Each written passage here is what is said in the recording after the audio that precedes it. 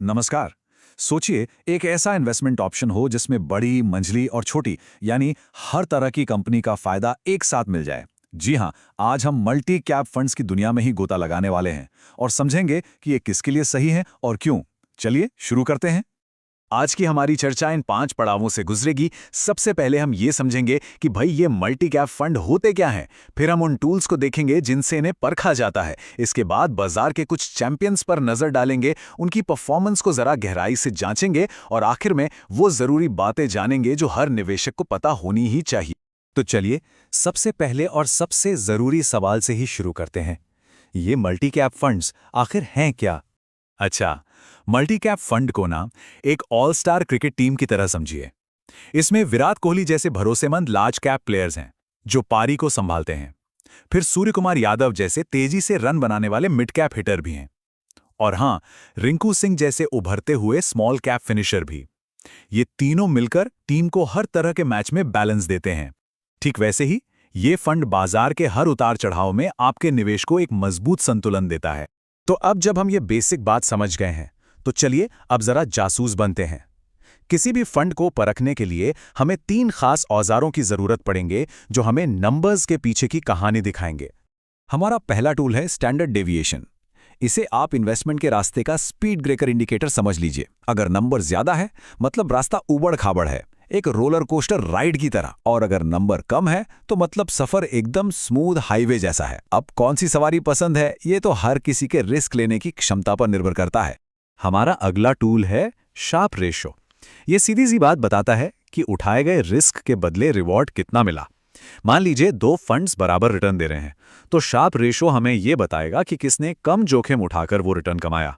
जाहिर है वही बेहतर है। तो जितना ज्यादा रेशो उतना बढ़िया। और आखिर में आता है अल्फा। यह है फंड मैनेजर का फाइनल रिपोर्ट कार्ड। क्या मैनेजर ने सिर्फ बाजार की चाल को कॉपी किया या अपनी सूझबूझ से कुछ एक्स्ट्रा वैल्यू बनाई? अगर अल्फा पॉजिटिव है तो इसका मतलब है मैनेजर पास हो गया और उसने अपने काम से आपके पैसे को और बढ़ाया है। तो सारा खेल इन दोनों के बैलेंस का ही है। स्टैंडर्ड डेविएशन ये बताता है कि सफर कितना बम्पी हो सकता है, जबकि शार्प रेशो ये पक्का करता है कि उस सफर के बदले इनाम भी अच्छा मिले। एक एग्रेसिव इन्वेस्टर शायद ज्यादा उतार चढ़ाव वाला रास्ता चुने, जबकि एक कंजर्वेटिव इन्वेस्टर स्मूथ वाइड को तरजीह देगा। चलिए थ्योरी बहुत हो गई, अब इन टूल्स को असल दुनिया में इस्तेमाल करके देखते हैं। आइए 2026 के 5 बड़े मल्टी कैप फंड्स की पड़ताल करते हैं और देखते हैं कि कौन कहां खड़ा है। तो ये रहे हमारे सामने 5 बड़े खिलाड़ी। पहली नजर में देखिए, कोटक और आईसीआईसीआई का 1 साल का रिटर्न काफी अच्छा लग रहा है, लेकिन जैसे ही हम नजर को 5 साल के लंबे फ्रेम पर ले जाते हैं तो निप्पॉन और महिंद्रा मैन्युलाइफ की कंसिस्टेंसी चमक उठती है। दोनों ने लगभग 23 से 26% का सीएजीआर दिया है। यह दिखाता है कि शॉर्ट टर्म की चमक और लॉन्ग टर्म की कहानी कितनी अलग हो सकती है। चलिए अब इन आंकड़ों की ऊपरी परत को हटाकर थोड़ा और अंदर झांकते हैं। देखते हैं कि इन फंड्स के इंजन में असल में चल क्या रहा है। सबसे पहले बात करते हैं मैदान के सबसे पुराने और सबसे बड़े खिलाड़ी की, Nippon India multi cap fund. देखते हैं इसकी असली ताकत क्या है। जरा इस नंबर को देखिए, 24 से 26%। ये है इसका 5 साल का कंपाउंडेड एनुअल ग्रोथ रेट। मतलब औसतन इसने निवेशकों के पैसे को हर साल इस जबरदस्त दर से बढ़ाया है। यही तो है लॉन्ग टर्म में वेल्थ बनाने की असली पावर।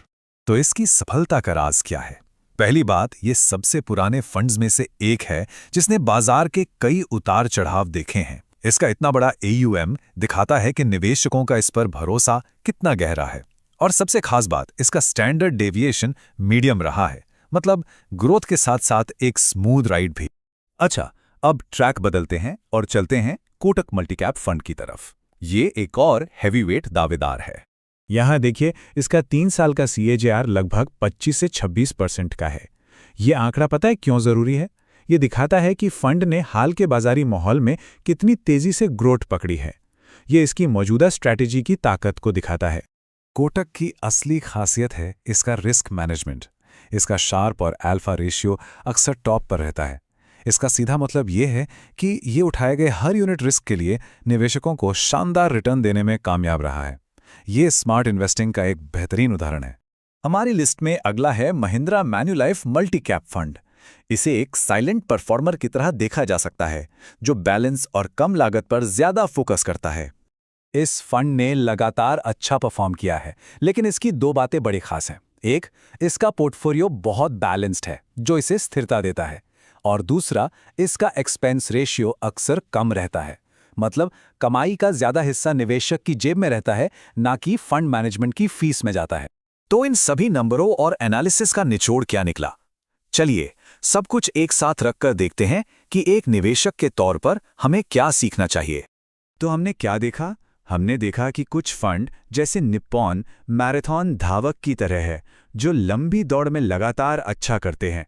वहीं कोटक जैसे फंड रिस्क और रिटर्न के बीच एक बेहतरीन बैलेंस बनाते हैं, जो स्मार्ट मैनेजमेंट को दिखाता है। याद रखने वाली बात यह है कि कोई एक बेस्ट फंड नहीं होता। बेस्ट फंड वो है जो किसी के अपने लक्ष्य और रिस्क लेने की क्षमता से मेल खाता हो। और अब इन्वेस्टमेंट की दुनिया के 4 सुनहरे नियम, जिन्हें कभी नहीं भूलना चाहिए। पहला, पास्ट परफॉर्मेंस भविष्य की गारंटी नहीं है। दूसरा, बाजार बदलता है तो हमेशा लेटेस्ट डेटा देखें। तीसरा, ये एक टेस्ट मैच है, T20 नहीं, कम से कम 5 से 7 साल का नजरिया रखें। और चौथा, एक्सपेंस रेशियो वो छोटा सा छेद है जो बड़े जहाज को भी डुबो सकता है, इसलिए इस पर हमेशा नजर रखें। तो हम आज की बात एक सवाल के साथ खत्म करते हैं। अगर पास्ट परफॉर्मेंस भविष्य की गारंटी नहीं है, तो फिर एक निवेशक के लिए सबसे अच्छा गाइड क्या है? शायद इसका जवाब उन टूल्स और एनालिसिस में ही छुपा है जिनकी हमने आज बात की। और सबसे जरूरी, खुद की रिसर्च